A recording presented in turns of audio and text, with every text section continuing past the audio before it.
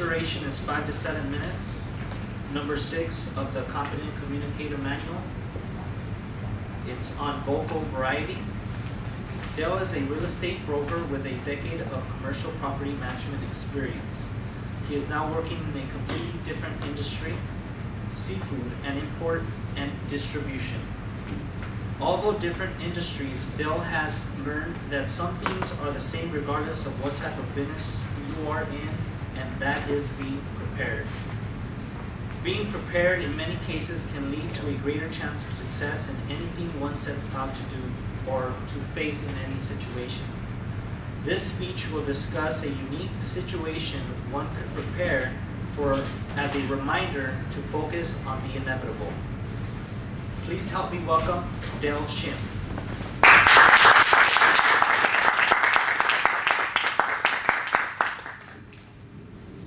So it's my second time going to this summoning event.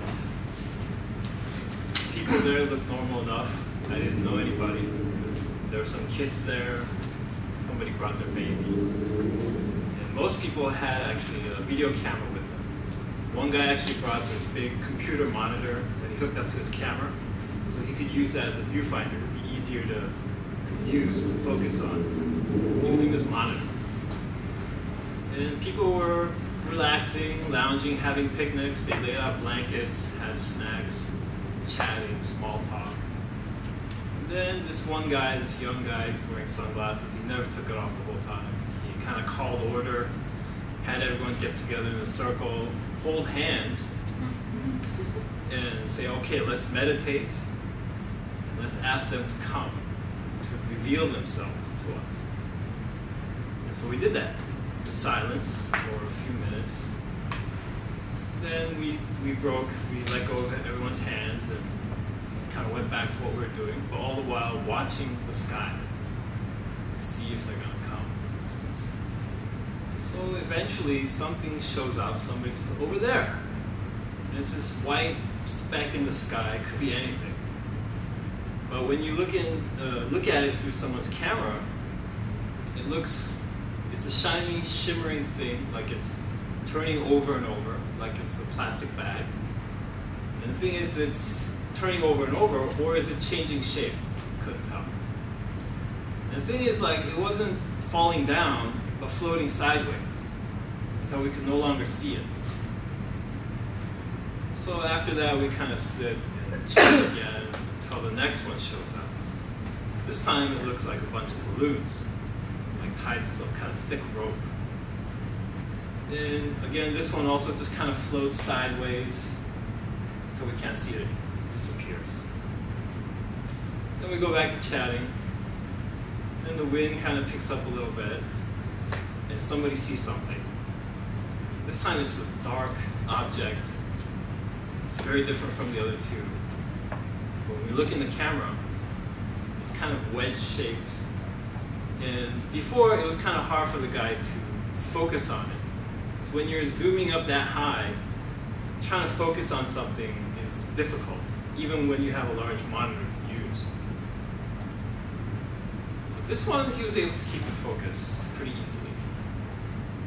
And we're all kind of gathered around that guy's monitor, looking at it, wondering what it is. And somebody starts saying, you know, it looks like it's getting bigger. It looks like it's coming down. And people are starting to freak out a little. The wind is kind of picking up a little bit. And people are really kind of like wondering. And people are like, whoosh, you know, they're cussing, you know, like, saying stuff like that because they're shocked, they're nervous. And before you know it, it's actually right in front of us, like hovering just a few feet over the ground, over the grass. Fellow Toastmasters, welcome guests. That event occurred on December 7th, 2014 at Sequoia Park in Monterey Park. Everything I described is true, except for the part where the thing came down right in front of me. I was thinking about that as I was holding hands with two complete strangers with my eyes closed, praying basically for something to show up. We didn't know what. And I was thinking at the time, I don't know if this is a really good idea. What if something really came down? What if they heard us and said, all right, we'll come down. And they come down. What are you going to do? So I thought about it. What am I going to do? What would I do if this thing came down and something came out? I guess it would depend what I would do on what came out and how it behaved. If it was a cute little green alien that started talking like Seth Rogen and asked, where's the nearest medical marijuana dispensary? I know we'd be okay. Fine. But if something else came out that was scary looking, maybe it didn't say a word, maybe it pulled out a ray gun and started shooting us, I know we're in big trouble. So I asked, have you guys thought, what would you do if that happened? Raise your hand if you thought about it. Okay, a few of us. It's kind of like thinking, it's kind of like worrying about, what if there's a zombie apocalypse? How many of you thought about that? Oh, really? That's surprising. So, it's on that level. I could think about a lot of things. Do I really need to think about that? Probably not. But some people say it's inevitable. It's going to happen. There are things out there we don't know, and they're going to come eventually. They're going to make contact, they call it. They're going to reveal themselves, and we're going to know who they are. We're going to see them. But just like many of you, actually the majority of you don't really think about the zombie apocalypse or an alien craft coming down and what you're going to do if those things happen.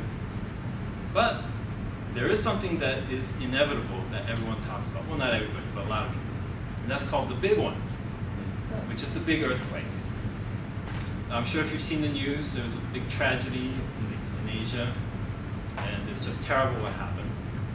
But that is something that a lot of people say, a lot of scientists, authorities in the field say is inevitable and it's going to happen. So have you thought about what you're going to do when the big one hits? That's good. So this is my public service announcement. Just think about it, because this is something that maybe more likely might happen than the other two events that I just mentioned.